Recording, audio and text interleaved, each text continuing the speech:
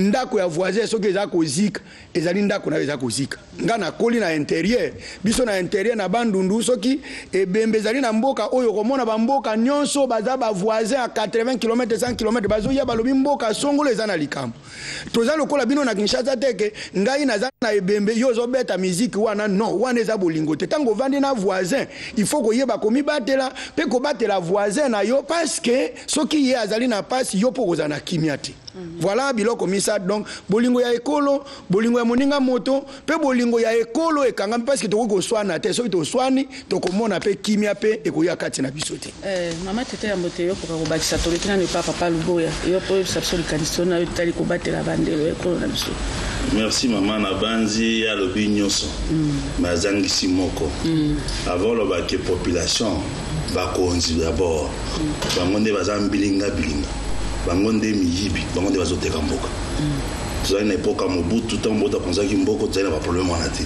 po tozali na bomoko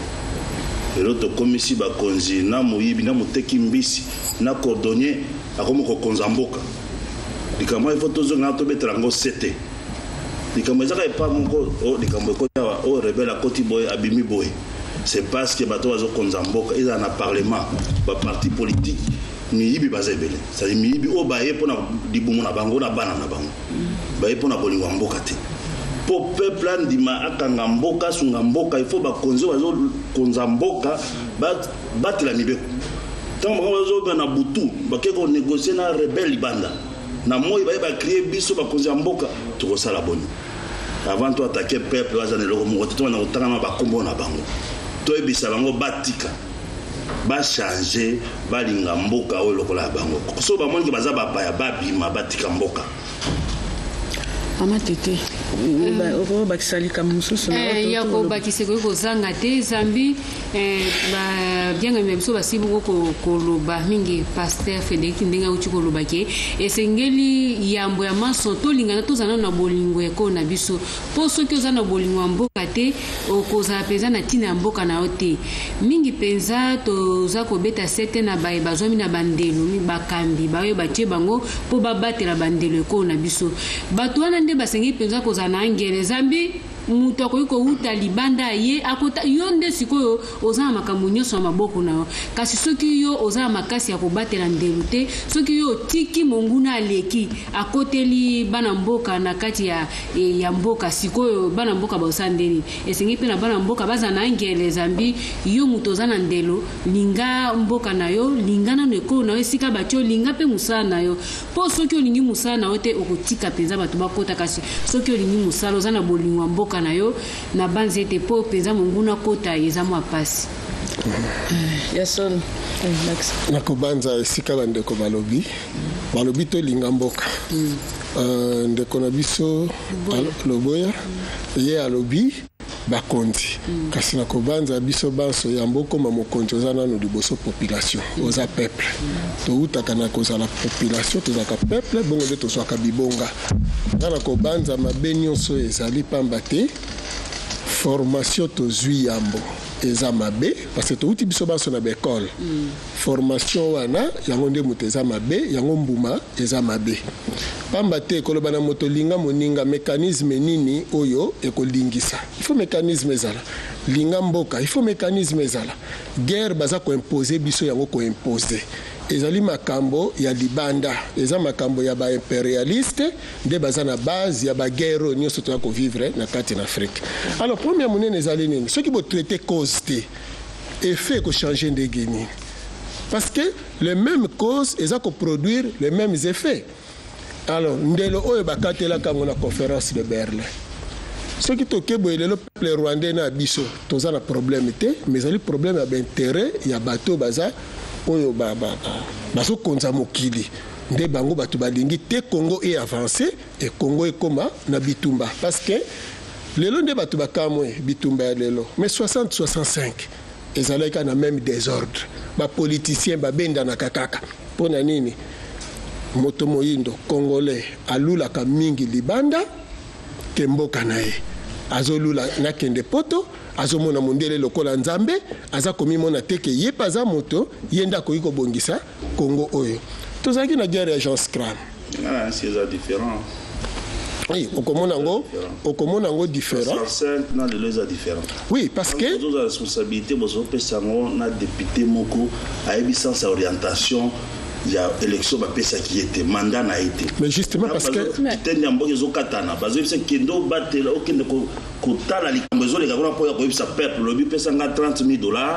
na billet d'avion première classe.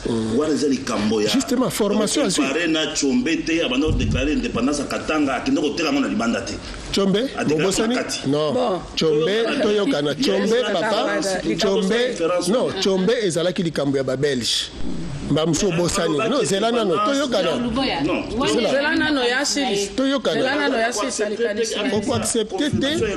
mais na lobi likambo ya Tchombe yasili salikambo na likambo ya Tchombe nazo silisa soki totali malamu mboka na biso soki eza na mobulu mingi eza po ba traître baleki mais justement kasi na traître wana eza formation bazui na uti koloba ba agent double ne bekol na Congo mais je ne bekol je pense que batangité batwana bakomi ba député ya kokaba mais bazala batiki siko ba ebiti na yango bazala avant ozana ba il faut aucun ko déposer dossier na yo et la kati ya ba bimana parlement to ça la politique ya sika bopesi bango mayela sika bopesi bango makanisi ya sika papa kusako bana c'est ça alors papa kusako bana likambo ya 60 ya Tchombe 11 jours après indépendance il y a le problème ba Belge ba mona ke ba Katanga parce que yango mutezalaki na bomengo makasi po gouvernement central esika nani Mbuta Lumumba zalaki premier ministre balingaki azanga makoki ya kosalela alors na bandi nde koloboya okoboya te que guerre tozana yango ezali guerre pona ba impérialiste parce que ezali guerre ba imposer biso yango ko imposer alors pona yango ezo senga nini ezo senga que d'abord avant de traiter nyonso toko traiter il faut toyeba cause et puis to bongi sa formation ya mutu parce que mutu azwi mbongo wana kanyaka azwi yango pona nini mutu ateki mboka ateki yango pona nini mutu akeko négocier akeko négocier pona nini parce que lelo formation o mindele bazwaka pona bamboka na bango o ba chinois bazwaka pona bamboka na bango na ndimité ko corrompre belge moko to français moko pona abebisa mboka na ye jamais parce que bazwaka formation na à partir ya école or biso système éducatif tozanango po mindele batikela ki biso to ko apprécier plus mondele lelo tinto tonga mboka na biso tolobi mindele ba ya ko tongela biso mboka mais tozala kana bangwa plus de 5 siècles tu as bangwa voilà nous sommes au Congo ko sala biso ba congolais ba Congo na kanisi epeseli ya maloba ndenge to mesana papa Luboya ezalaka toko risquer to sala ba débat obino ba politicien bo mesana ko wela na débat na biso ya ndenge to mesana yango ezali o ya lobby esika moninga suki yo ye ko compléter ezali te ke toza ko sala compétition ya lobby boye o ya lobby boye te wana esilisa ka dossier malamu parce que ndenge to vandi awa o yo lero yo zo loba ngai ta na kotana na lobby esika okuna ezangi ça ne sert même à rien na loba que non azangi boye po to kozanga na kakaka kozanga po moto moka okokana nyonso azati mais toza ko se compléter oui évolution baza ko apporter yango évolution te balobi bongo te balobi bongo te tolobi boye ke topesa na kamaloba na moni ki tokende boy yoko zela ngape na bosani tokende boy yoko zela atana na lobi te ke tete abosani mais koloba ka konga na koloba bato ko yoka keno aza ko compléter moto wana sans câble parce que yebi tozali boso ya télévision ezalaka na sagesse moko ya koloba ngana ko koloba keno oyo sali wana eza mabe te na ko bongisa ngoka ko bongisa na makanisi na ko pesa yango ko ya kosala et puis ba tango biso tozoloba ba ko pesa maloba obakisi o ya yonde na ndengo wana e ko pesa biso to kuba mpana alors na likambo ndenge papa Nkusu awuti koloba ngo pe ndenge toza koloba makambo etali frontière tozo kanisa mingi likambo ya éducation awuti ko soulever aspect moko oyebi biso totangi classe toyebi fleuve Mississippi toyebi fleuve Rhin bibalo eza kuna mais fleuve Congo na njili oyo affluent njili affluent njili oyo moni wana eza Afriya oyo eza kobwaka na fleuve Congo toyebi valeur na yango te Afriya kalamu oyo eza kobwaka na Congo toyebi yango te mais toza koyeba bibale Amazonie tozoyeba bazambo eza na Brésil tozoyeba bazambo eza na Canada oyo ya biso moko tozosala yango te seke moto apesaki biso mayele ndenge ye awuti koloba ndenge papa Nkusu awuti koloba azalaki na eloko aza koluka tobosa na Congo tozala na makanisi ya libanda c'est pourquoi oza komona ba Congolais epai na biso soko na Brazzaville awa l'air aux quatre sa frontière bato baza koluka bayeba okei pona kosala eloko nini oye mikolo boni okovande pa iwapi na quartier esiko yo ovandi bayebi ke mopaya moko azawana mais na Congo kota bima ndenge yo lingi pona nini bato baza na souci wana te et puis eloko mosusu ya kobakisa pourquoi toza ko insister mingi pa na population pour pouvoir toyebi yango tokolobela yango tolobaka pe yango mais le grand problème ezali nini na bayombe bandeko na biso bayombe na ba Congo balobi bankoni nyonso na kati na moto ebimisaka milinga bankoni nyonso na moto ebimisaka milinga eza na koni moko te ekotaka na moto ezanga milinga soki olobi koni eza na milinga olongoli oyo eza na milinga olongoli nzungu na yo ekobela te po moto wana ekotika la pamba mais soki okamati ba oui naza ko ya elingi ko kaloba ke soki okamati ba koni wana opusi yango kopusa lere milinga wana eza kobima nzungu wana ekozika c'est-à-dire na logique ko toza na yango bato baponaki ndenge excellence awuti koloba bato baponaki ba député ko banana papa président ti teto ko pona ba député provinciaux ezali biso population ozoyoka soki ngai population na yebi ke na votaki moto wana te na moni ya zakuna donc population akanga maboko ndenge biso ba chrétien tozoloba ba beti yo litama oyo pesa litama oyo nani oyo si omona ba beti yo litama oyo pesa litama oyo même ba israélite bango moko bazali soki bayoki kaka bombe kitimba na tongo kaka wana bombe pe mosusu zonge pa na bango nga ba pesa kama tamo yote c'est-à-dire que population il faut ça une population responsable moi je crois que éducation tozwa nde yango epesa biso to yeba penda valeur o biso tozalité même ata ba kosalela o makambo eza yango te donc population eza na part na ye ba konzi baza na part na bango mais il faut peuple aye ba ko revendiquer ba droit na ye pona kozwa pe mayele mala merci bon nalingi pe ko bakisa boyo moni tango musée akotaki na mboka na biso eloko ya liboso abandaki nanu nango ezalaki éveil patriotique mpona nini abandaki nango toyebi te ndeko soki yokoki kolimbolela balani na biso na banzi bozongi na likambo na lobi na kati ya ndako soki papa aza na kwiti ayebi nini bana bakotaka te nini bana babimaka te so baresponsable politique oyo bazoriente politique ya mboka nde bakooriente politique ya éducation papa alobi nde bakopesa mpe éducation civique ezala na chaque ekolo baprépare jeunesse ya lelo nde bakokamba ekolo lobi mais soki bango wana baza na parlement bazolala pongi mpona mabumu na bango koya kokondane peuple apamba te azolala nzala ayebi ntina kokamba mboka te yango moni moza bandani na likambo wana abandani na likolo epai azali abi nyonso kozala pembe na ngai ifo ezala propre il faut yeba comment tokokonza mboka ntango ezobanda na likolo ezokita na se na bitiki za malamu tuza na ndambu faut tobakisa ntango likambo eza pasi il faut koloba ngo polele ki eza mabe po tika ndoki il faut kolobelela ye po yeba kaza ndoki atika mais ntango lobi tokende na nzela na bino bapasteur tozonga na nsima na bible bokokamba mboka te bakambaka mboka na bible te bakambaka mboka na maloba solosolo yebiso papa oza mabe yo mpe loba mabe na ngai po tobongisa na mesa mais ntango na moi nga na lobi naza bien na butu na ke na zingizingi na sengi mbongo na kozoboma mboka yo lobi tolotanga bango te po bango nde non personne n'a été élu po akamba mboka mboka eza biso nyonso bakongo ndenge olobi ki tokobanda na ekolo kobanda na klase ya bana soki ye ministre ya éducation nationale akoti yango na loi te soki parlement evote yango te tokozala formation te tozali na éducation civique na ekolo est ce que bapesa so éducation civique wana ekende mpo nani est ce que eza faute à peuple eza faute à peuple te bongo peuple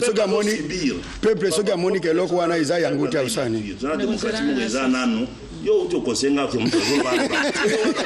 okuti mibeko te so okoki tolobaka te topesi yo oloba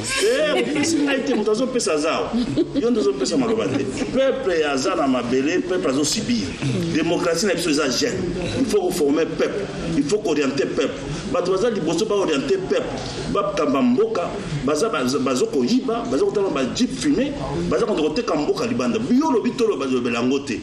siko nani akolobela yango Merci papa.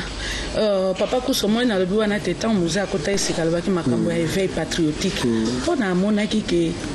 amoni te biso bana mboka tolingaka mboka na biso ata moke te. So bapesi ata $100, $50 okabi mboka.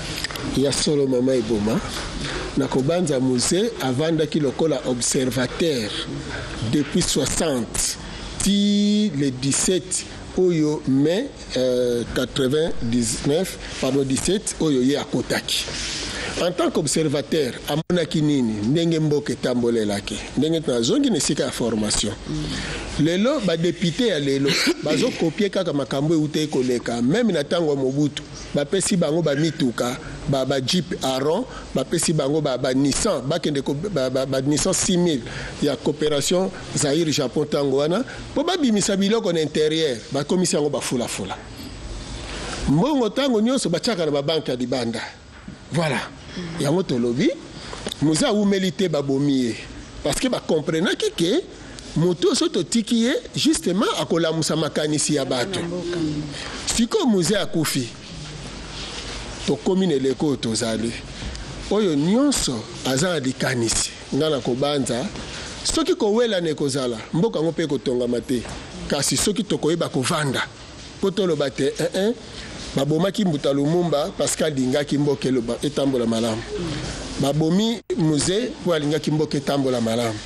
lobi lisusu oyo susu akolinga bongisa akozala kaka na même problème siko po to éviter yango tosala nini wana elobamaka ni na télévision mais elobamaka na bachambre na laboratoire tango bo arrêté parce que lelo eloko ekolongola même député oyo wana biso peuple tokotema na balabala mais mobeko mais banani basalaka mibeko okoyoka kaka docteur na science politique docteur na boye puis tango bazosala mibeko bazocopier constitution belge, constitution allemande, constitution française, constitution américaine. Est-ce que biso toi français? Non, il faut que nous la réalité où il y a biso. Ça fait maintenant 5 ans, ton quotidien à 53e année, depuis ton jeu indépendance. Peuple a goûté nano, fruit indépendance n'a été, parce que mes béco, ça même pas peuple accès na bomengwango. Même système Mondela Zalaki Nango, il y a Zovana, Mondela Zovana na Gombete, ils sont à cité au Tovande. Yango le loto moni ba mon fleurit. Yango le loto moni ba ma campagne. Kaka même système on a. Quand c'est pour ne bongo anezo sengani. Pour l'obito ko voter bateau. Tout ça la tête que tout déshabiller Saint-Paul, pour tout habiller Saint-Pierre.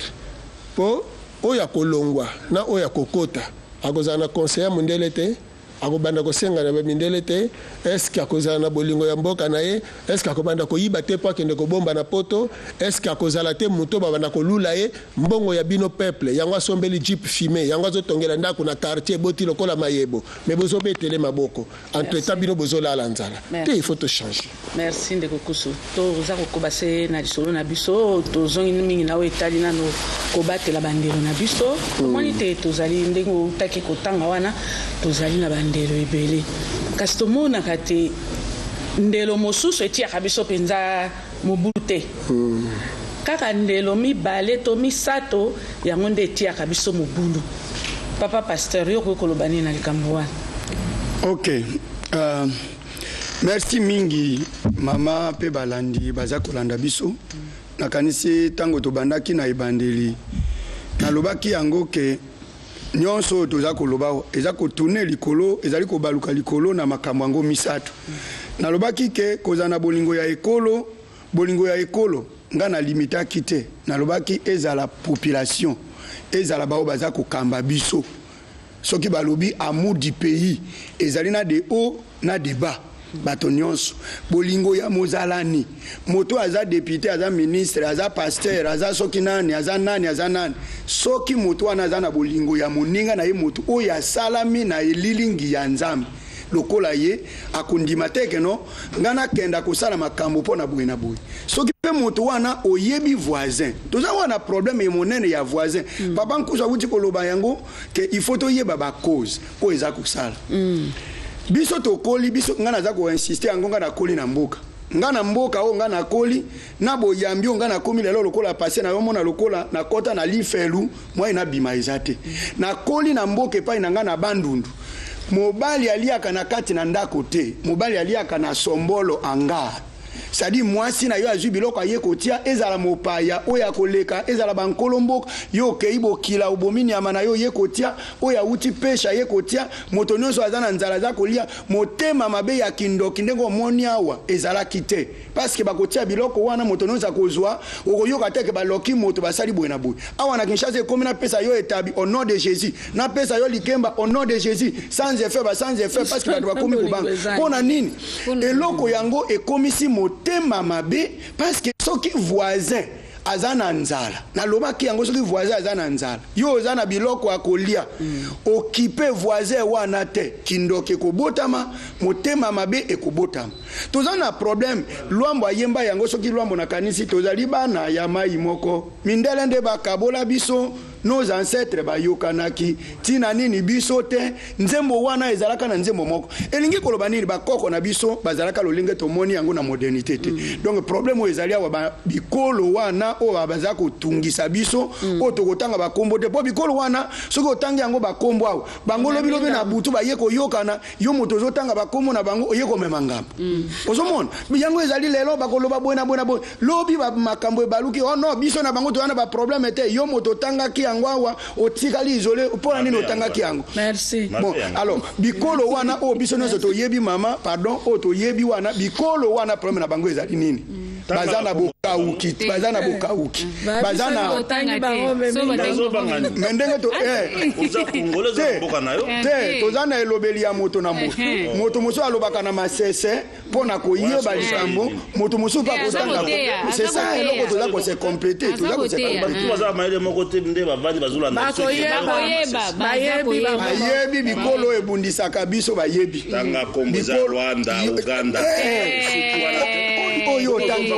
oyo otangi wana alors tolobi ke problème ezali ke bikolo wana baza na bozwi te lokola bayebi ke baza na bozwi te bango baza na boyokani na bango bikolo ya atangi wana baza na bokabwani boteki lokola biso te baza kobenga biso BMW baza kobenga biso BMW bato tolingi basi tolingi misolo tolingi komela masanga mizike misolo na basi bayebi yango ke biso toyana kana bolingo te bango kati na bolingo na bango lokola toyana possibilité to yokana te totala ke likambo bango baza kowela biso nini baza kowela bomengo na biso to sala nini po bandeko basala tokokaba mabele na biso te mais to sungana kana bango na mwa biloko. Merci papa pasteur bongo papa Luboya ngai naza kokamba mission na tangi ba voisin wana te yo zo tangi na bango nini bongo siko pona yo eloko ntoyi ko sala pona ba voisin wana batika biso to fanda kimia il faut to vanda na mesa to solola polele yozo vanda na mwana zo sina masese ovandi mwana zo kaya akolinga mboka neli kwa ebilika mwango te mama tozo solola bango mbala boni parce que bolingo pas na biso ezalité mutu to alinga comme chef mutu ngo alinga comme président de la république lobi na tongo ayawa o to sala susu amnistie tolobi turo na M23 amnistie ezate mutu faut répondre à Baltinae pour balekisi to so na bango polele makambo ozonga na sima kitu nde bomambo na Lumumba to lo makambo place ezali pota place ezali to lo belango ke pota yango to kosonya ngo ndenge nini likambo tozala ngo esungi bo chef de l'état lo baki non likambo ezwingai boya to sangana to loka solution yo comme le candidat lo ba to lo tanga kombo te to le ko yate ce ko zobanga non yo kana no papa botia kana lo ba to yende pour loka solution boyete botanga zo makanisi lo tanga na simanda ko lobi ba comprendre ngoni ba comprendre te ba comprendre yango na sengi bino tous à la polele na likambo tout ça il s'appelle bakonzi mboka tout ça il s'appelle peuple que likambo yango to sala ngo boni tous na mboko na église ebele au moins église awa après église eza bar après bar eza église après église eza bar kaka bongo na bongo makambo ebandi banda mobutu pona ko endormir peuple to sengi na président de la république makambo ne faut sila bazo ma maman banda tongo ti o mona passer lokola boya comme na Mercedes a comme na villa na mbongo wa population ndenge moko na député ndaka comme na Mercedes comme na villa na mbongo wa peuple alingi musala te kolanda basi abatu bana basi abatu mbongo ya ba mama ya pasi boye il faut que nous tirions na église yango ezo benda lukunya yango ezo bolingo na biso ezate so yepsi congolais lelo congolais na ina pesa ndeko mama au 100 na pesa 50 akoboya akolinga ngote mboka ezokufa mpona makambo nde ezoba toki na bisisi to bana polele mboka ekufi tokosala boni chef d'état lobi mboka bazozwa mboka tokosala boni nani azozwa mboka eza bapaya banani barwandais na baugandais tokosala bo mpo tosisa likambo oyo tonokutana na bango tovanda toswala nzela ye na kampala likambo yango eza nini totyanga na mesa bolingi nini richesse na biso oyo tomoniki eza bino te ntango so eza baaméricain tokokende komona baaméricain yango likambo yango ozolokela biso biloko ya mboka oyo nzambe moto apesaki yango eza biso te. Mais qu'est-ce qu'il faut faire pour le peuple congolais soit tranquille? Mais non, les qui na télévision non non les canalistes non non tout ça maïla on a tout le comme pour papa passer limbisa ngala ndenga mabete. Merci papa Luboya, merci maman te soza likambo bakisa po o peza lisanza ba mama to kapé moi makanisa ba mama bazaki nango nani ngai penza ngai to landa bango na difficulté mama ya mama kuna suka mboka nde ba osamsana bango bazomona pe pasi kuna po peza lisanza ba mama ndeko Jérémy soko otindela biso likolo tosekelaki na mosolo ya mboka Kongo ekoki tofungwani misolelo tomoni bozoba nyonso tosali po ya kobongisa Kongo aveni ebongi tosala moto nyonso ata mwana Kongo ya mosolo mpembe ya nzoku Kongo ya bwanya kasa ya mbila Kongo ya makasi moto ya nkoi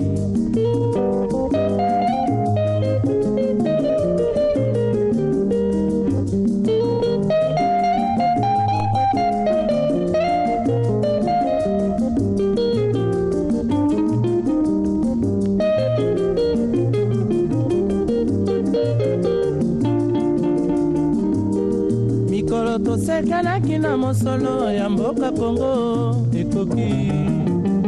tofungwani misolelo tomoni bozoba nyonso tosali po ya kobongisa Kongo aveni ebongi tosala moto nyonso ata mwana Kongo ya mosolo mpembe ya nzoku Kongo ya bwanya nkasa ya mbila Kongo ya makasi moto ya nkoi Kongo ne mboka Kongo mboka ya Bangkoko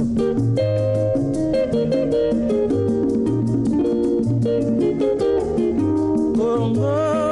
mboka mona pamba bomoni wana bamama ndenge bazosala misana bango bakoni ya koteka bakasa po ezali sanza na biso bamama yango tolinga tolakisa mpe mwa bamama mwa moke paster tobandi bongo kokende mingimingi na kokende kokóma na suka ya lisolo na biso bino bapaster bino mpe bozoloba nini mpo te kimi ekoka kozonga na nani na mboka na biso bato ya bandelo na biso bazotia biso mobulu batika biso tofanda kimi. Ok.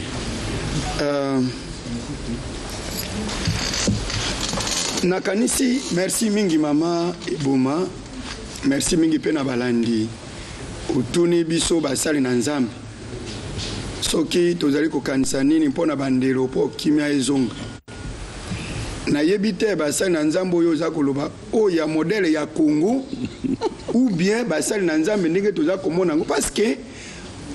basali na nzambe soki na modele oyo ya Congo na ko préférer na kanga monoko natika ba papa Luboya po na moni ya za mwana nanga na moni ye na bage na loboko tango nazomona bino na babage na loboko na yebika asambelaka na babage wana na loboko soki basali na nzambe ndenge oza koleka na Kongo ngana za ko préférer na vanda nyepo na koya ko perdre crédibilité nanga mais lokola nazali pe mosali na nzambe na mboka nyonso ata mboke bebi ekozanga mwa bato mukete pona nini naza koloba biloko yango ngana za moto oyo nazwi ngolu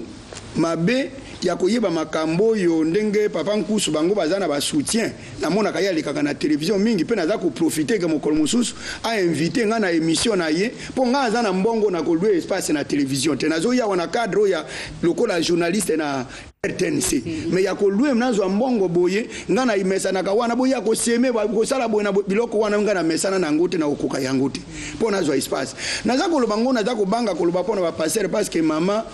na tangi naza licencié en théologie naza ko préparer doctorat na université protestante na Bible, c'est-à-dire Ancien Testament, Nouveau Testament, na yebi ba langue wana na yebi. Pensez ya ba Yuda ezali ba aventure biso toza kusala basana nzambe na Kongo wate. Soki lelo za mosana nzambe wana Kongo zingolu ya kokena na Israël, ukozange loko ya koloba parce que Congo eza na aventure makasi mingi. Papa Luboya uti koloba ngo je ne me défends pas parce que soki boza koluka mboka bonga il faut kotika plaisanterie, pe complaisance.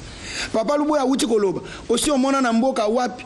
église moko eza wa mususu wa misato elandani esika moko makelele wa ekobongwana te. C'est-à-dire que ekomi lokola ba boutique parce que basa na nzambe awa na Congo to komisi yango ba boutique ezali te ke bato ba bongo la mitema pona kosala. Alors pona ba frontières za na kimia d'abord il faut l'état na biso nde esika na za kuya. L'état na biso azwa temps ya batika makambo wana ya ono pasteur boye abe boye to mvuvano boye azana bato ebele aweza makambo bato ebele te. Il faut koyeba na bato ebele azana bango azako pesa bango eloko nini na mitu na bango.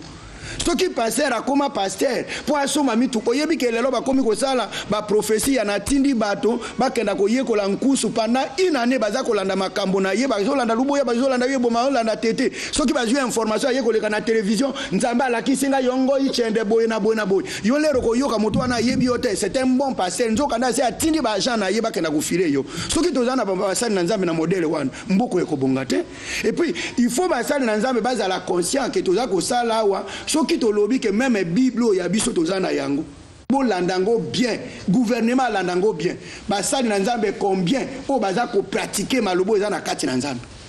Non, ils ont ça la maté. Donc il faut gouvernement na biso batika makambo on azana ba fan club bato ya lingomba bo baza ko supporter mboko yo eza ya bato ya lingomba boyete eza ya ba politicien te. C'est notre pays tozana mposa bolingo ya solo basali na nzambo baza ko sala pona intérêt ya ke bato bazala na bomoto na kati na mboka na bango ndenge ba juif baza ko linga mboka na bango il faut biso bolingo wana ya mboka eza soki to ko sala ndengo wana bato baza na gouvernement baza ko sala na armée bana na biso tote ya kati. D'où vient que bakenda ko yiba biloko bakenda ko sala gauche droite soki biso to pesa ka bango mate pour lera ko pesa mate ya na moi voiture parce que passer na Congo soki azwi moi amer azomona ke suka na mokili soki batongeli moi étage moko pona ya moni ke wi na commune loko or bo mongo eza na Congo na moi mutuka na étage na $1 million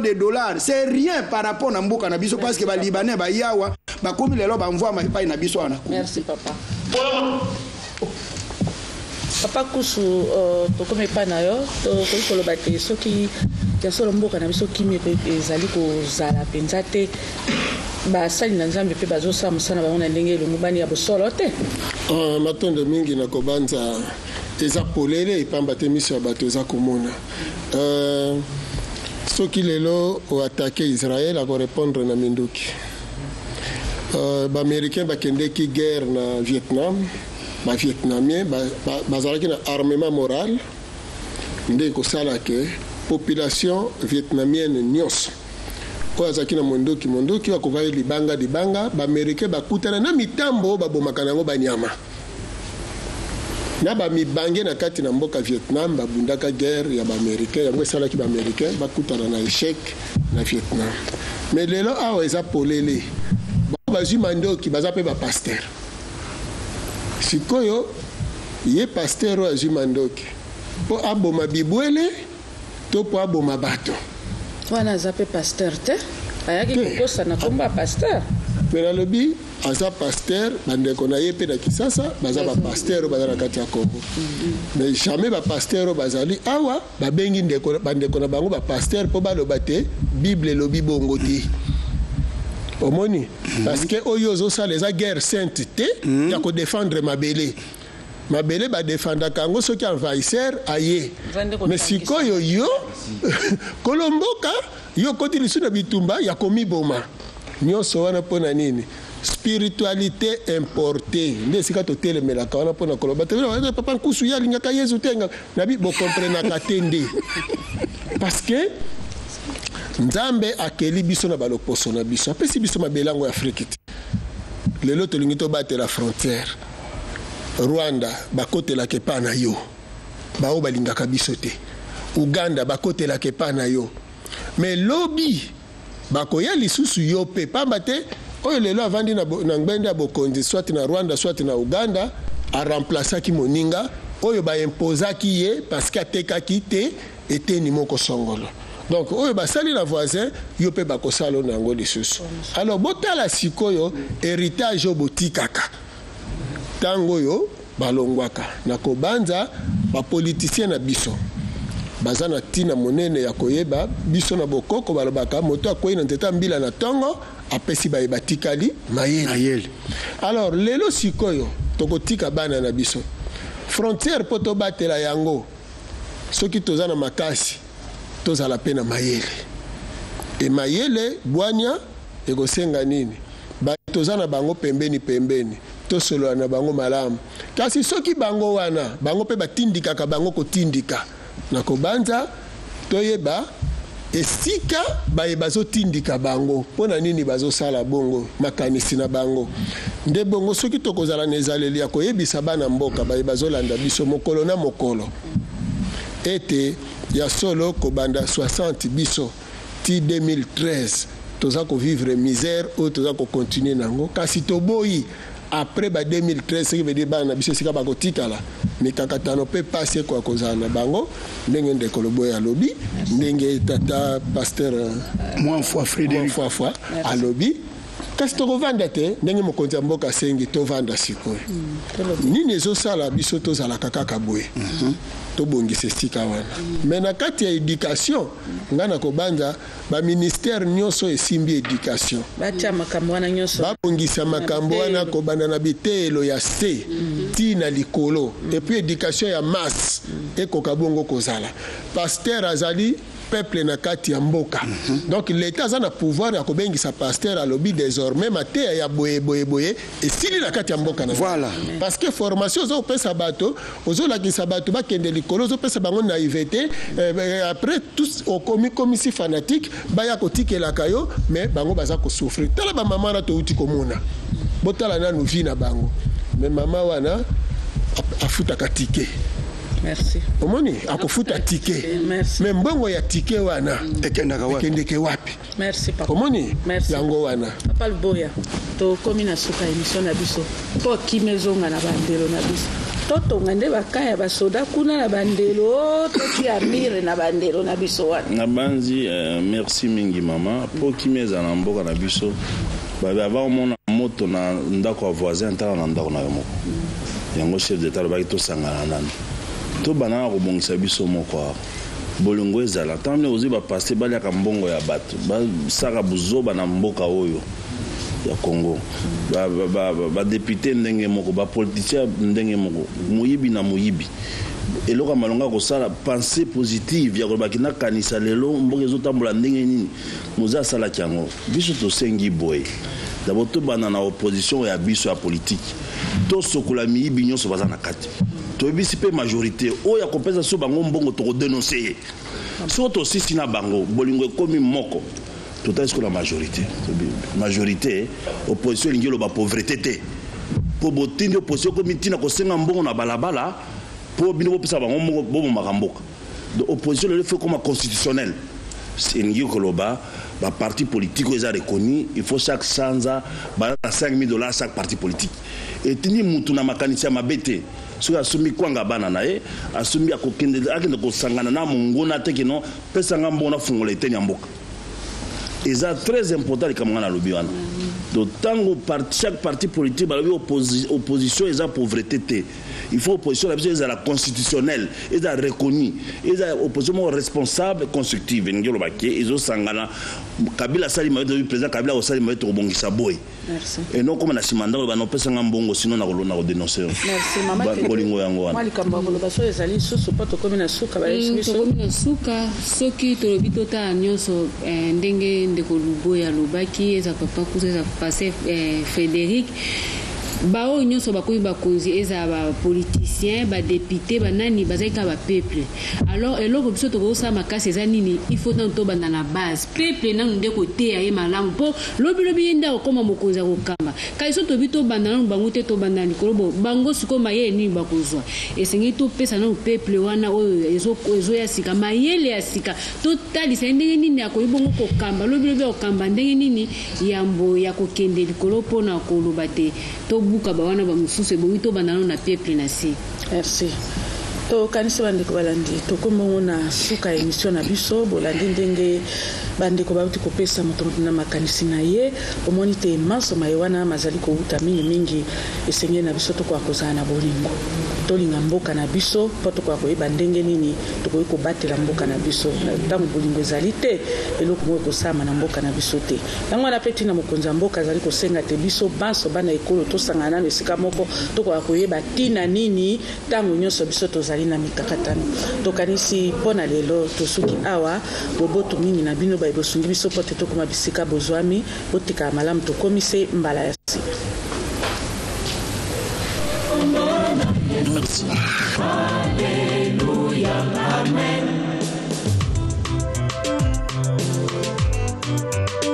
Bana nyonso ya Kongo ebipai biso bozali ebongi totelema tosukola ni mitema oina na tina te otolendisa nde bolingo tosangisa ni mayele na kaja de banational likanisi ya mzee Kabila otozwa solution ya libela.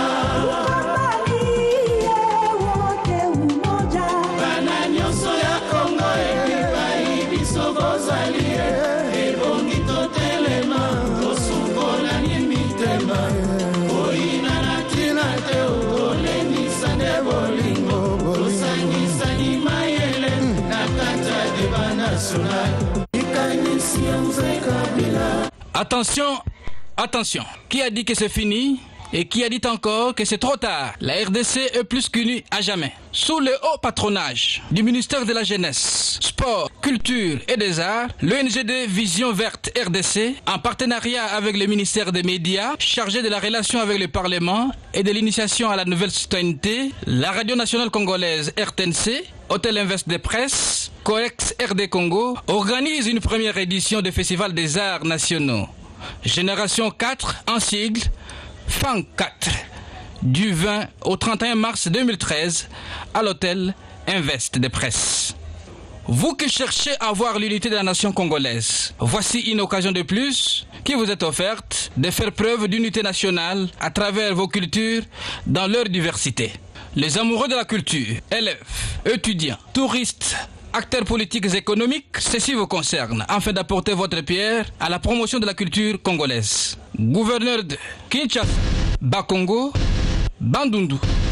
Kassa occidental, Kassa oriental, Équateur, Katanga, province orientale, Nord Kivu, Sud Kivu, Maniema. Cette unité dans la diversité fait preuve qu'on est ensemble par votre participation à travers vos artistes talentueux. L'ONG Vision Verte lance un appel pathétique à tous les artistes œuvrant dans les domaines culinaires, plastiques et musical de venir s'inscrire à l'hôtel Invest de Presse. Hâtez-vous, car les places sont limitées. Pour tout contact, appelez 09 97 58 91 52 081 92 44 238. Que vive la République démocratique du Congo, unie dans sa diversité culturelle.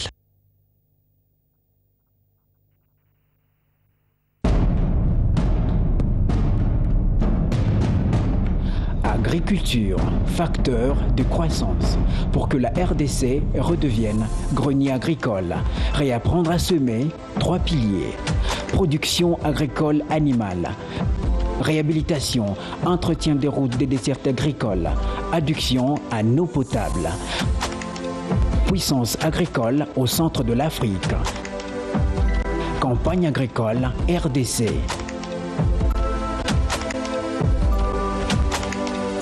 Tous, 2 pieds dans l'agriculture.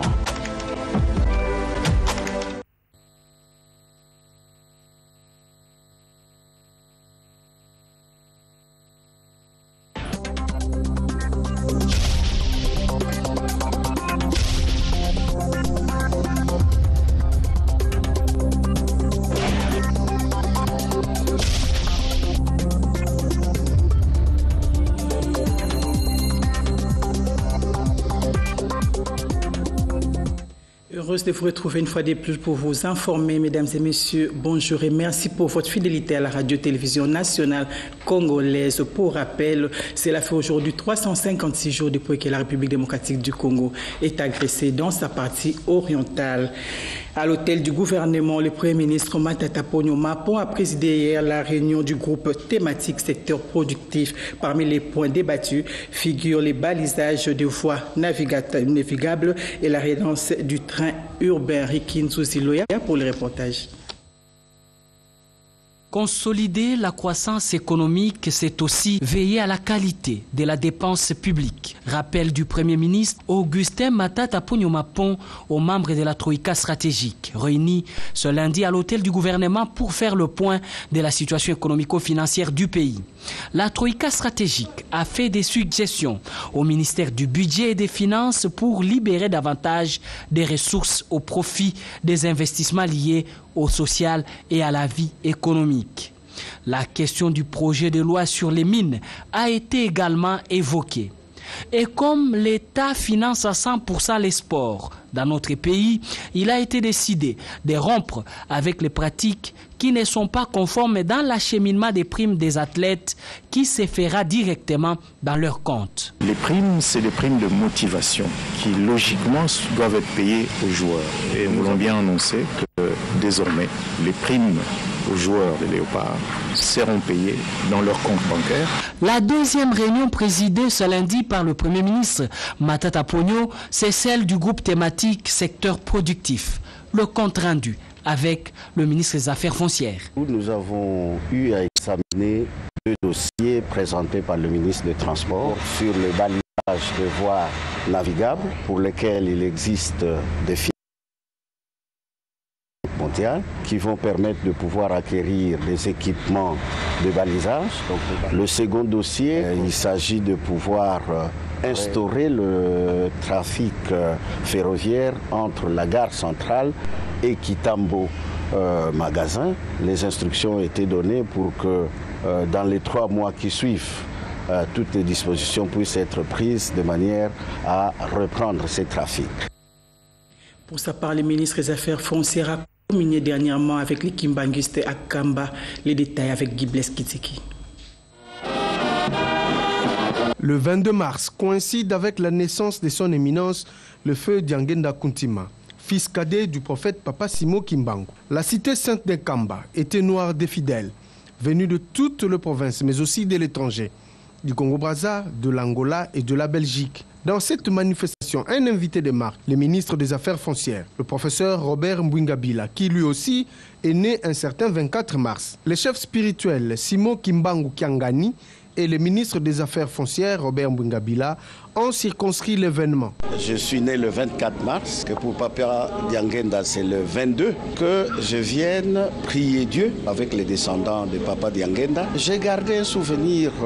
inoubliable. Papa Diangenda a fait pleuvoir, ce qui a réjoui tous les Juifs qui étaient là. Peu avant, les deux personnalités se sont entretenues au sujet de la situation actuelle de l'église kimbanguiste, mais aussi du développement de la cité de Nkamba, Nouvelle-Jérusalem. Voilà ce qui met fin à cette session d'information des 12 heures sur la radio-télévision nationale congolaise. Session réalisée par Dieu merci Kanza, coordonnée par Brigitte Mopane sous la supervision de Guillaume Koko Mamengi Ponji. Je vous retrouve à 12h30 pour le nouvel en bref. Au revoir et bonne suite des programmes sur la RTNC.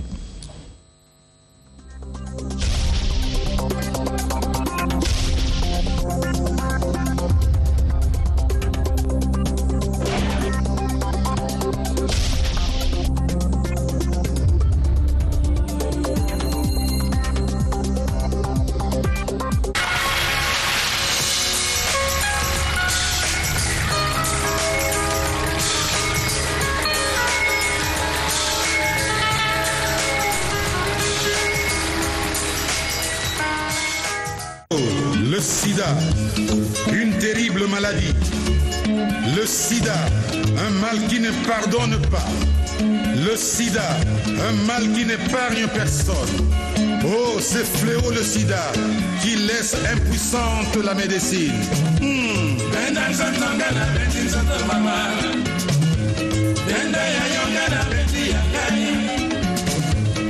Sineponi ekolo te mama.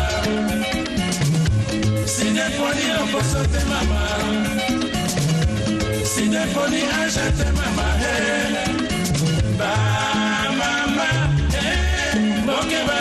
ba tata, toke ba.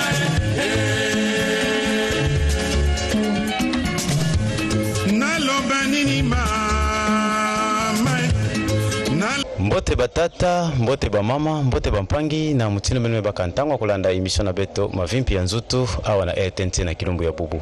Na kilumbu ya bubu sesepi mutino mukena kutuba awa betikele na Mbanza Matadi na zone de santé ya Matadi.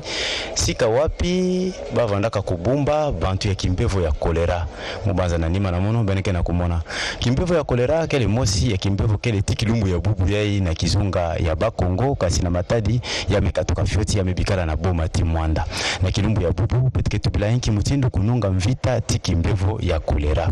Na ntala kutuba mambo ya imbote mbote penufana zabati kana petike tambula kele na kusosa inki mutindu mambo ya mavimpi kena kulutila na kizunga ya Bakongo bana ya Bakongo makutu fana vanda ya kukangula na kulanda betu mutindu ya mambo yongo ke salama. Na kilumbu ya bubu petike yamba mbuta Joseph Mwilu yandi nde kele tala mambo ya nziunga mpe bunkete ya maza na zone de santé ya Matadi tiyandi yanta tendula inki mutindu mambo yango ke salamaka sisepi betakuwa yandi data journaliste tumekuisa kupaka mayele ya mpa na ino nange na ina metala mambo ya kolera ngo katukaka wapi yeya kumaka na Matadi na inki mutindu. Okay. Kolera ya katukaka na ndambo ya Angola betu vejetuba mingi na ndambo ya Kabinda ya mugiza kota Balamosi na Mwanda Boma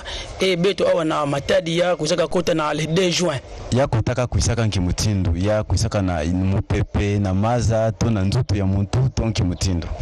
kuiza na ya usana na Mwanda alors niki faso ya kutela fo beto za batete malade ngo yiki faso ya oyikele na ava beto tubake ya kotaka na kukota na uzola tuba malade ke bakiminaka niki faso na muntu binoke mona muntu mbana kuwese pulupulu ngo lenda kasala na kilumbu alenda wese plus de 20 fois pe mais façon benoke zabila yao pulupulu ngo ke na couleur mosi kele ya mpembe kulanda ina kuwese yake kuzaka pesa daka mutu kena kuluka ana kuluka or mutu meka luka mingi anike kumaka na kulemba nzutu nde ya unde danger betuke tinaka na mutini bene yambaka bantu ba Médecins Sans Frontières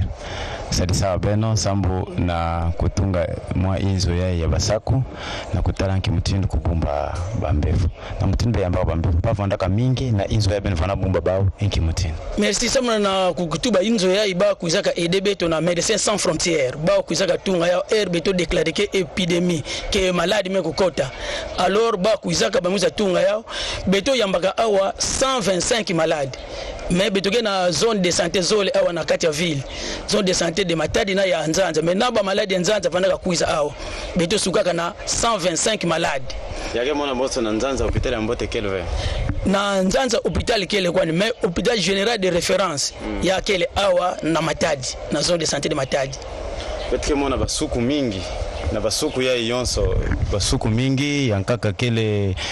observation yankaka kele vestiaire bitmemona yankaka kisika ya hospitalisation sambo na kiben kabisa kamutindi na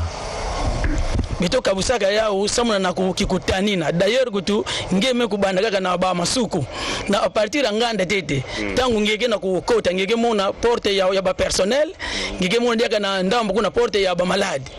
alors ngeke kota na porte ya ba personnel malade ke kota na porte antina di suku ina betona kumona ina kele di suku ya observation sana kutala muntu na ke wese mbalayikwa wese ya niki mutindu yake vandila ina vana observation ya ikibetu pesa manima ya kele awa betu vandaka bumbilaka ba bilongo ina betu vanda sadisilaka bantu na ya awa betu ke ya vandaka vestiaire ba minga ngameka kuiza awa ba vandaka vuatilaka na ya disuku ina kuna ya bena kumona ke kuna ba minga nga ina vanda salaka mpimpa vandaka lekaka na kati kuna keba mfulu mingi kuna vanaka hospitalisation et puis na nganda place na vana beto vanda salaka solution ya chlore parce que si mtu mekakota kwaku avant andi bima fone sukula maboko ou bien sala diata kima ina beto na mona bete tulaka chlore vana me diata sana kufa microbe na nyonso ebuna ntango bene me yamba bao na kuna na hospitalisation bene vana sala nki mutindo sambu mbevo mekuisa kaka chlore bena pesaka yake noa to kele ti bilongo yankaka. Merci sana na Kivu yai parce que beto fait sala suasakani entre chlore tina bilongo ina baki bakaka bilongo chlore kele bilongo ke désinfectant ça on a beto kufa ba microbe ina beto vana ka sala beto kabaka mutu ya maladi awa beto fait kwenda tina yinzo nandi na yinzo angele kaka beto mekwenda sala désinfection ya chlore kuna beto baka daka ba yinzo 20 ina daka kena pembeni parce que mutongo le ndaka kwenda sekana kwenda wesile na kotia nkaka alors bilongo ya awa mumetu bambote ke mutongo na kuwese ina ndike manisa maza na nzutu alo na awa betuke futusaka mingi maza yayi betuke bokulaka serum glycosé bilongo ya ngolo kaka serum glycosé ina to yankaka vandaka no betu vandaka tuledia na ba antibiotique mais normalement kaka kufutusa maza tete ye chlore kaka nani pardon serum glycosé nde ya vandaka mfuno mingi. En tout cas, il y a quel beto lenda tout la peine ata 16 litres na mutu mosi tango ba Médecins Sans Frontières me pesa beno ntango ya kutunga inzo ya mutindo ya kubumba bao na bilongo bapesaka losadi sauvé na bilele bapesaka losadi sauvé kaka kutunga inzo ya mpamba ba yambula beno sama na lusadi sauvé na beto feti bandela tete yao na yani mosi gouvernement provincial sadisaka vraiment na façon mosi ya kufuana ani vandaka sala suivi mosi ya mbote pe bilongo ani vandaka pesa na mbongo ya ba crieur ba sensibilisateur na ya mikuza tala MSF yandi kuzaka satete lusadisu ya nene kuteka tunga kima ya betino kumona na kote kuna salle de mort ya kakele alors yandi kuzaka pesa dia ka ba chlore yandi pesa dia ka ba cantine yina ke na ba robinet samuna munganga nyonso be mutu nyonso ke na kati ameka bibi mafoko sukula maboko na robinet yina ani kuzaka pesa dia ka ba matériel ndambo na ba produit beto baka dia ka na Médecins d'Afrique awa Médecins d'Afrique et de Québec to sadisaka beto mingi samuna na ba crieur na bakati ya bankango beto sélectionner na toke tubaka ba relais communautaire vanda ka tambula ya vanda ka financer na gouvernement provincial na Médecins d'Afrique na lweka kuna betu memona incinérateur ina muzabave papa Joseph kile incinérateur ya kuyoka bamvumbi bilele na bao to kuyoka kolera tonki betike baksa betu na kumona incinérateur moske na nganda yina ke na nganda ke ya hôpital mais ya beto awa betu na ba brûleur zole ba incinérateur zole yina kele sana kuyoka bilele nyonso na kuizaka na muntu yina si ya tumakabeba mais si ya beba kwa ni vebale na una sikula kwa na chlore dia ka pe microbe ke ba kwa ni muntu ve nzo ya mutindo yai na inzo yai kele sambu na kuyamba bambevu awa ntangu ya na matadi kimbevo ina mekumana kwa yao banike bikisa kaka inzo yai sambu bantu yankaka kubaka kimbevo yango to benelenda panza yao to benme bikisa yao awa sambu na inki kiuvengia kele ngolo mingi na kutala mbote kolera kuzaka manisa depuis mois d'août na fin août ya kuzaka manisa bitu bana baka dia ba kave bitu ke vingilaka déclaration ya 26 jours ke bitu no baka dia ka fait pendant 26 jours vana bitu ke zabila ke oui réellement choléra ya memanisa façon ngina kutuba ke ya memana maintenant sana yinzo yae bitu le ndaka kufa ya ove me batu antima yimbi kana masi kuza kufa ya nanga bino memona na nganda ke bama sa panza yao bana kana kuyiba kana nini ba saki haya bana kisha sa bana matadi bana République démocratique ya Congo na mutindo bonekena kulanda bonekela nda RTNC betkela wana matadi beta umela na matadi na mutindo kupaka nyoso kele mavimpi na mambo metala kolera papi mafishi na Kinshasa mutindo bonekena kulanda beto kele kese mingi na ntola beto katuka na mbaza matadi beto ta sosa kukuma na basika nyoso kuzaba kolera mekuma wapi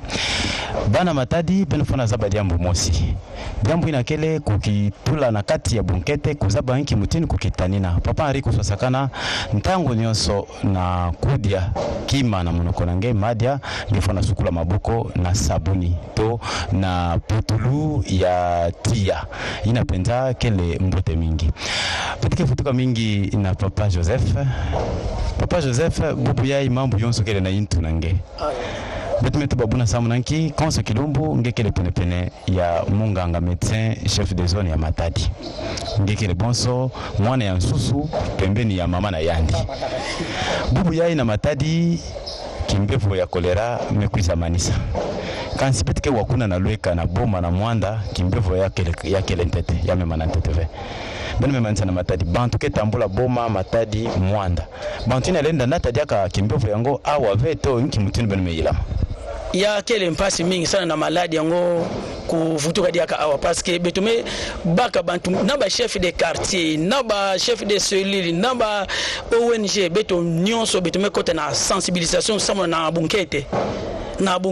yao betuge na kumanisi na maladi yango ngemetanga ndambo bima ke kusukula maboko na avant ngetula kima nyonso na inwa kusukula maboko ngoke na bantangu nini na ntangu ngimekatwa kuzeta ngimekuiza na inzo ngimekatwa no na kuzeta tete ngimekuiza ngimesukula maboko avant kudia kima ngimekatwa na cabinet il faut kusukula maboko surtout sama na bana classe mwana mekatwa na classe mekuiza beto longisa bao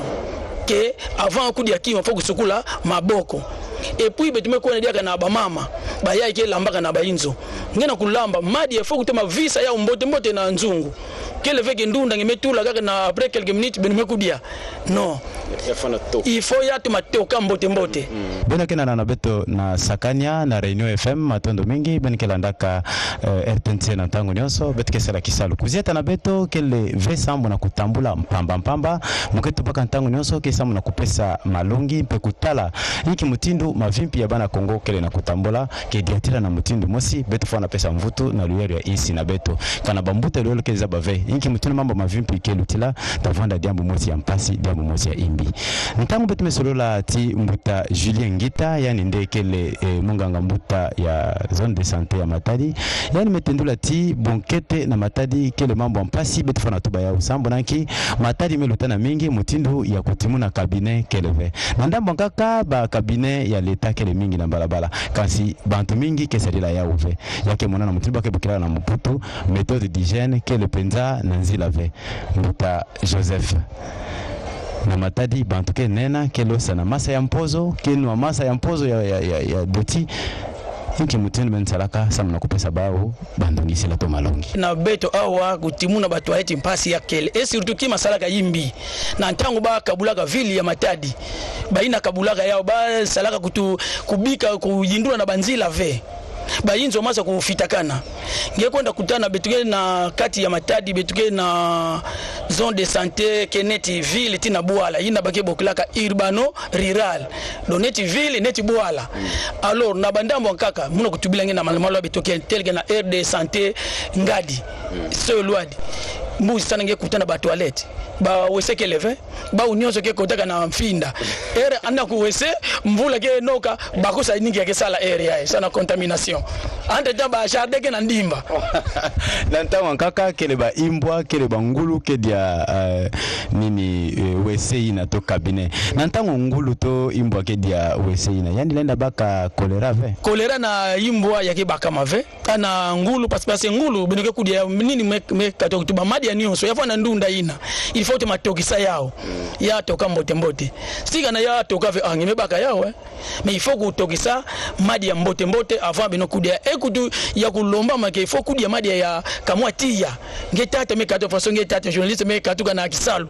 madi me kuvia kabanda 15h na inzwange ngena kuma 19h baka madi mamusi kudia pli na ve teka chauffer yao avant kudia yao betkele awa na kati ya inzo ya basaki ya fetifeti wapi babondaka kubumba bambevo ya kolera na kimbevo ya kolera kele mpasi mingi sambo nanki ntangu nozo kukitani na kelomba mingi bunkete kuvana na doti venzionga na ngeka na vengeta baka baka kimbevo ya kolera ata na Kinshasa mambo ina betumonaka awa na matadi betume kulumuka betume mona mpe mambo yango Dr Deyo Matondo kuvanda nsunga mantango nyonso bukavu tuka na Papa Joseph Papa Joseph kima kesala mona mpasi mingi diambo ina kele ya kumona ti kilumbu ya bubu inzo ya ibetikele ya kele kaka awa bene me panza ntetuve kana bene me panza ve na bilumbu yankaka bene lesala kisala yankaka betume buyave me kansi bene me yili kanki mutindo samu na ko désinfecter pamba ve kimbevo ina awa ngemeza bisabeto sika yankaka kokota ve keba kana ngekota ngeta baka kimbevo ina betu zabave bantu yankaka bana ya shoti mutindo bake luta kwako samu na manima kuna betume mona ba inzo ya kulala quartier ya bantu bene me désinfecter yao bene me désinfecter ve inki ya kereka bene kena kuzola na kutala mbote inzo yai fasonge metubake beto lendaka kufo beto lendaka bika parce que ya lendaka sala diambo nkaka sana désinfection mumeka to kutuba yao ke ataku tu maladi meka kuiza awa na hôpital ya beto yai na centre yai beto ke désinfecter na bilele ina ya yandi na inzo ina almeka tuka inzo ina na ba douche na ba toilette il faut beto désinfecter yao inzo yai na avant beto bima awa beto teka désinfecter yao inzo ya nyonso donc danger qu'elle vient ata tangu ya betu metela ma awa ku kansa feke na makulu ngengele ndanata ba microbe qu'elle veut donc il y a que bien désinfecter na tangu bele manza bisalu na ba médecins ya sans frontières ba mekwenda kwa bao batafutuka diaka na bisalu ya nkaka to ba mekwenda kimakulu dibela batafutuka diaka fe nki mutindo Médecins sans frontières ya kele ONG internationale bao ba kele sama kuza kusadisa bantu kele na mpasi faso tangu ya beto kuwaka ebola ke kana wapi ina bakedia kakuna na beto awa beto meka bakadia ka epidemie c'est-à-dire ba maladi metambakana na bantu mingi bake kuiza diaka parce que ki saluke ya bao mena tangu yai en tout cas bakena ba ndambo ankaka bana kusadila Papa Joseph na tangu nyonso kana mutume baka kimbevo to yani kele na mpasi bantu ke kusasalisa yani mutunungu metuba kele mbote diambo mbote kansi diambo ankaka ke ya kusosa na kuzaba bubu yai bantu ya Médecins sans frontières mesalisa bena bametunga inzo ntango ankaka ndambo bilongo monanaka bandongisila malongi na bao na minganga samu na kusansa ba mbevo ina to ba malade na mutunu mosi ya mbote bene me baka tama yeleve samu na nima na bao kimbevo lenda monana petike zodi la veb kansi kimbevo lenda monana na mutindi na bamekwenda kwa bao bena bukila ka bao ntangu nyonso bakwiza bene mosi bene me baka mayeleve samu na kutani na kimbevo ina na kutuba ke bao me kwenda kana maladi me kuiza beto bokila bao ya kele mpasi parce que na beto awa surveillance kulandila ba maladi na kati ya mbanza beto kefandaka na ba organisme ina ke salaka yao konso kilumbu beto ke na OMS ke landilaka ba maladi nyonso donc il na diambo ke levé OMS ke organisme ke permanente ke ya kuvuanda mvimba ao donc beto ke salaka kintwadi tina bao OMS UNICEF diaka kele mais OMS yani ndege salaka ina toke boklaka surveillance épidémiologique betuke na yandi en tout cas tango nyonso yani ke edeke betu na tango ke salisa beno mubanza ti hôpital ya mbote mpe clinique kele kaka awa ve na Kinkanda na kati zone de santé ya Matadi ba clinique kele yankaka mingi muza bave Mbuta Joseph kanangele ndatangila beto ndambo ya ba clinique to ba l'hôpital ina kele na kati ya zone de santé ya Matadi mutindo basa disaka beno na ntango ya kolera yatafana diamba mbote samu bana Kongo kena kulandanga na ntango ya na kati ya zone de santé beto kele na 82 formation médicale donc kusangisa nyonso ba l'hôpital nene ba l'hôpital ya Fioti na ya bakati ina tona kubokela ba centre de santé alors lusadi so ba vanda kanini ba meka baka maladi na centre bake vingila avec maladi leka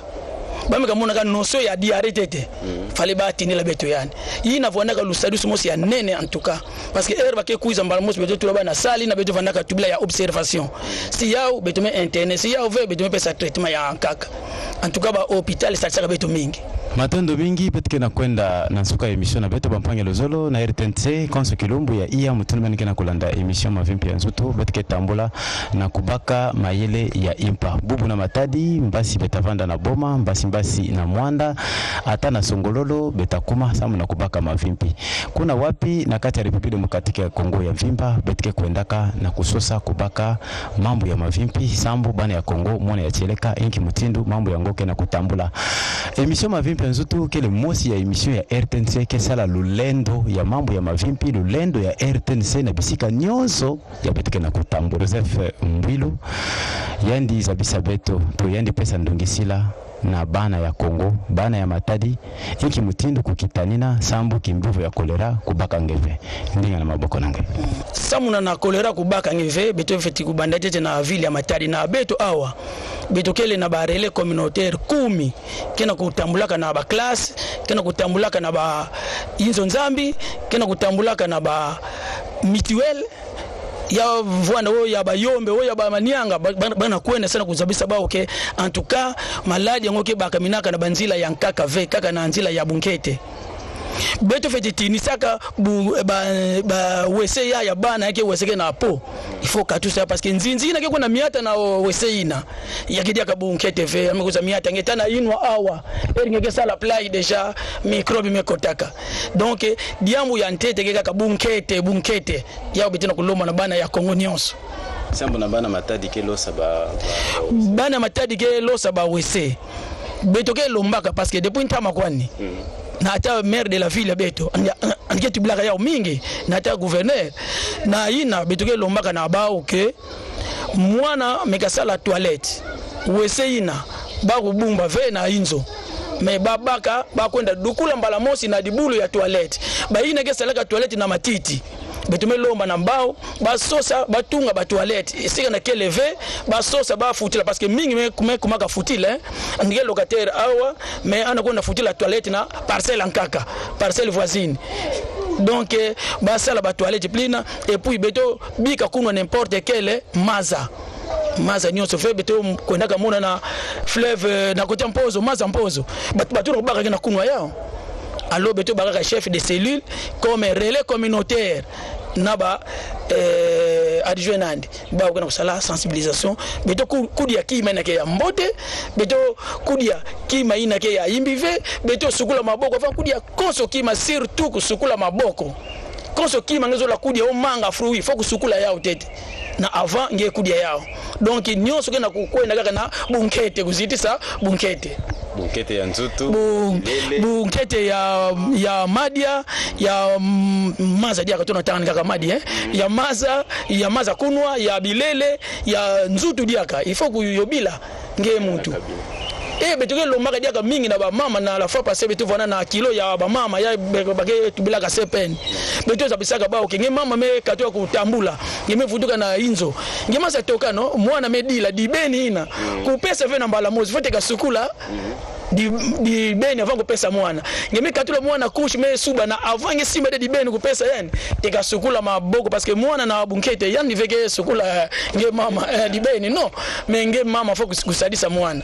donc nyonso bunkete matondo mingi nyonso kelomba bunkete sambu na kutita kimbevo ya kolera ya cheleka beto mekuma na suka emission na beto ya kilumbu ya bubu mavimpi ya nzutu mono keze bisabenoti beto kela na matadi na hospitali ya nene ya Kinkanda na zone de santé ya matadi wapi betu kuisaka na kubaka mvutu ya nsuka na mambo ya kolera wameza bisabetoti kolera memana na mbanza matadi kansi betu kusaka kubaka mvutu samu na kuzabisa beno iki mutindu na bakongo ba umeyidika sambu na kumanisa kimbevo ina kansi mwandambu ya kiadi kele sambu na ndambu ya boma matadi mwanda muzolo tuba na ndambu ya mwanda boma kimbevo yango kele ntete feti kumona na diaka betike na kulanda betakutana mingi tibambuta na kusosa kuzabisa beto sambu na kimbevo ina kele kutata makaka na kati ya boma na kati ya mwanda tafanda jambo mosi ya mbote matondo mingi na maire de la ville ya Matadi Jean-Marc Nzeidio matondo mingi na gouverneur Beto Yampa Jacques Mbadu matondo mingi na Beto Yonso Melanda RTNC na Matadi baina Melanda Beto na République démocratique ya Kongo Mvimba ya utafanda jambo mbote beno landa kaka emission ya pesa beno matondo mingi yonso milutila na réalisation ya Jérémy Kiawete mbuta Martin Mambu betume vilave mbuta na beto kesalisa beto mama Nicole di Bambu kitoko betuke vilangebe betuke ntete na matadi betuke na kubaka kaka bifikula na kuzapisa beno inki mutindo mambo ya mavimpi kena kuluta kansi beno bikala mbote tutakutana na kilumbu ya iya ya sapala kekwisa. Le sida, une terrible maladie. Le sida, un mal qui ne pardonne pas. Oh, le sida, une terrible maladie. Le sida, un mal qui ne pardonne pas. Le sida, un mal qui n'épargne personne. Oh, c'est fléau le sida qui laisse impuissante la médecine.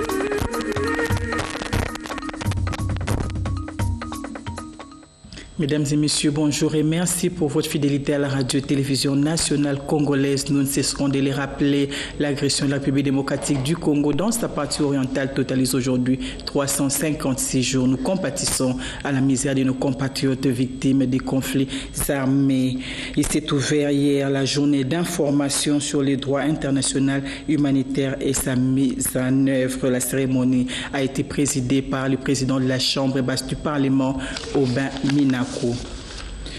Pour sa part, le Premier ministre Matata Ponyo Mapo a présidé hier la réunion du groupe thématique secteur productif, le balisage de voies navigables et la relance des trains urbains figurent parmi les points débattus. L'actualité, c'est aussi la double cérémonie qu'a présidée à Brazzaville la première dame de la République du Congo. Il s'agit de l'élection Miss Moissi Kilo RDC contre RC et la remise des trophées Moissi Yansomé. Mesdames et messieurs, ces titres et tant d'autres vous seront développés dans Midi Actualité dans une présentation de Mireille Ndeke. Au revoir et bonne suite des programmes sur la RTNC.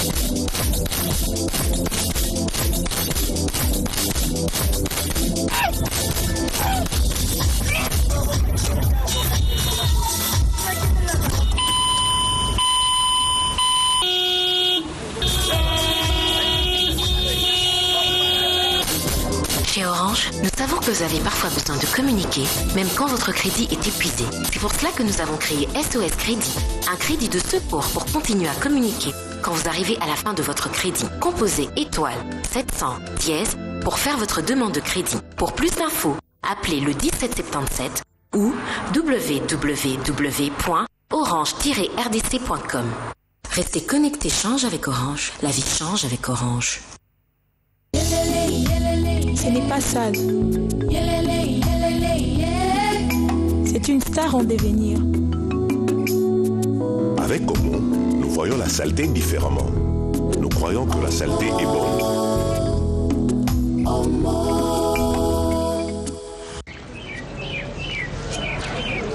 Les gars, viens me voir, viens. Combien de portables j'ai? Hicham a 4 portables. Ça, Super Sim Avantage. Et ça, Superman, Super Bonanza, Super Sim. Le troisième te donne des bonus inimaginables. Mais Hicham ne sait ni quand, ni combien. Celui-là, il me sert à rien. Mais je l'aime bien. Il me dit bonjour. Les filles, vous savez quoi? Je pense que c'est facturé à la seconde. Ça c'est la minute. C'est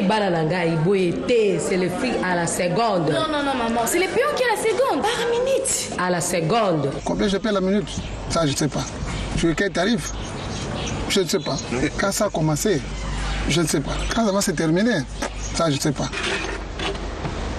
L'un nous dit bonjour, l'autre nous dit bonsoir. Rien ne change. La facture ne baisse pas. Attendez, je vous dis que l'international c'est à la seconde et le local à la minute. Normalement, l'offre dure 25 jours et demi, renouvelable 15 jours et quart. Mais s'il pleut ce jour-là vers 17h ou 45 minutes, c'est quand même compliqué. L'offre commence à partir de 2h du matin. Je comprends rien.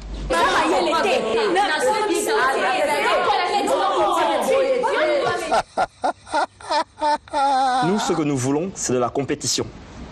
De la vraie compétition. Africell, le réseau du peuple. C'est un vrai délice. C'est une bouffée de tendresse. C'est un moment de bonheur. Un geste rempli d'amour. Mon présent rien que pour toi. Bonobon est un biscuit croustillant recouvert de pâte de cacahuète enrobé d'un fin chocolat. Bonobon rempli d'émotions. Boni na ndako boza malamu. Ndenge kaka ezalaka nazomona lisusu mobali na nga te. Wana ezali po otiaka cube jumbo na bilubu na yo te. Cube jumbo ya solo, jumbo poulet, jumbo poisson, jumbo tomate, pe na lisusu jumbo standard. Esili yango wana. Ça empêche papa d'aller manger dehors. Jumbo améliore la saveur de tes plats et les enrichit en vitamine A. Ça empêche papa d'aller manger dehors. Jumbo, le goût qui prend soin de vous. Mes enfants, je vois clairement en eux les 10 signes de bonne nutrition.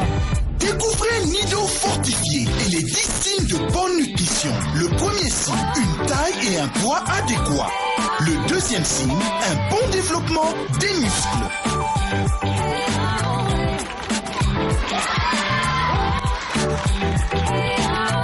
Le troisième signe, des os forts et une bonne posture. Cherchez le reste des 10 signes à l'arrière de l'emballage. Nido fortifié contient les nutriments essentiels et les bienfaits du lait afin de supporter la croissance des enfants. Quand ils gagnent, c'est ma victoire. Nido fortifié pour une croissance saine qui se voit. De Nestlé.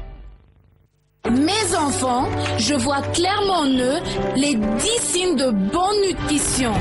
Découvrez Nido fortifié et les 10 signes de bonne nutrition. Le premier signe, une taille et un poids adéquats.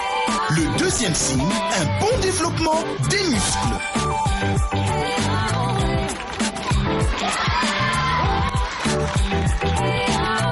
Le troisième signe, des os forts et une bonne posture. Cherchez le reste des 10 signes à l'arrière de l'emballage. Nido fortifié contient les nutriments essentiels et les bienfaits du lait afin de supporter la croissance des enfants. Quand ils gagnent, c'est ma victoire. Nido fortifié pour une croissance saine qui se voit. De Nestlé.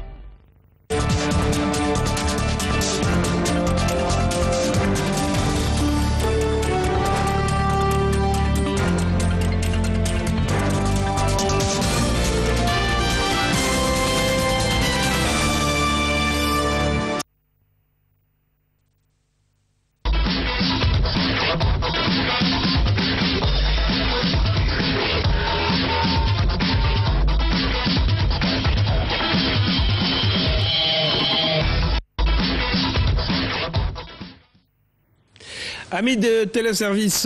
bonjour, nous sommes très heureux de vous savoir nombreux devant vos petits écrans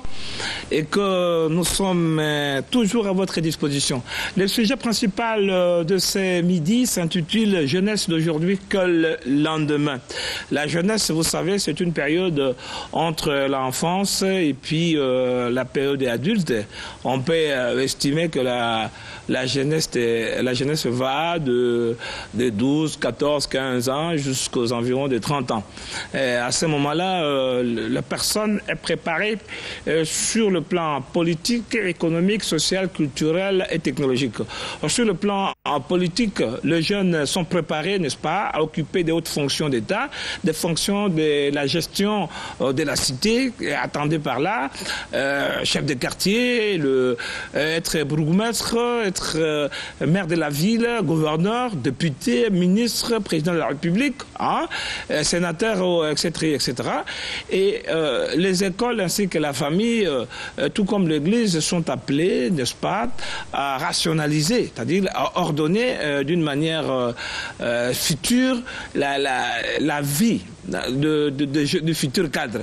Et là, on dit qu'il y a 3 milieux structurés. Les 3 milieux structurés sont la famille, qui est la cellule de base de toute société. Vous avez l'école, qui forme l'individu,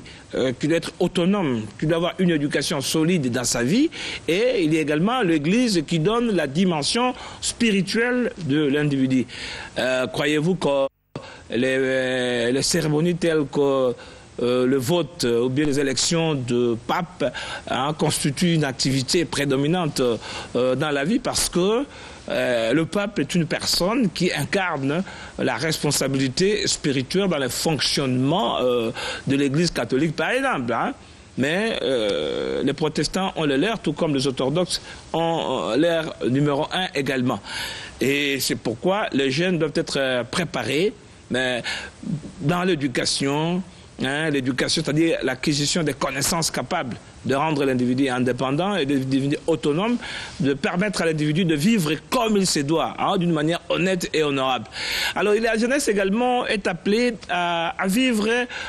sur la dimension économique. Nous connaissons que l'économie, c'est la répartition de la richesse. Nous savons que notre pays, comme nous le disons toujours, est une entité de 2 345 000 km² de superficie, 130 millions d'hectares de forêts, nous avons 86 000 km² d'eau, nous avons 540 000 km de chemin de fer, nous avons à peu près 177 000 km de routes, nous avons les aéroports internationaux, vous avez l'aéroport international d'Ndjili, l'aéroport international de Lubumbashi, il y a même l'autre, l'aéroport de Kamina, mais qui est un aéroport militaire. Vous avez l'aéroport international de Goma, l'aéroport international de Kisangani, l'aéroport international de Mwanda, à Gbadolité. Cet ensemble d'éléments permettent à ce que la République démocratique du Congo puisse être potentiellement riche. Vous avez également le sous-sol, le coltan, les diamants, vous avez l'or, l'uranium, le pétrole même, des schismes bitumés, et puis les calcaires pour la cimenterie, l'ensemble d'éléments qui font qu'il faut une jeunesse formée pour que cette richesse puisse produire des effets positifs à toute la population. Parce qu'on dit, bon, la République démocratique du Congo, c'est un pays riche, bien sûr, potentiellement riche. C'est-à-dire, il faudra encore de l'intelligence, de la formation et de beaucoup d'efforts